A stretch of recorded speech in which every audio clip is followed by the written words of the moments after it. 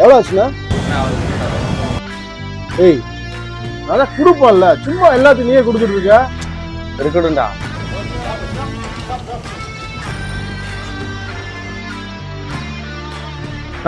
எவ்வளோ ஆச்சுண்ணா?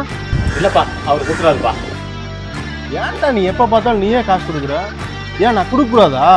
இனிமேல் இப்படி பண்ணின்னு வச்சுக்கோ, நான் இனிமேல் வரவே மாட்டேன். உர்ரா மச்சான், பார்த்துக்கோ வா.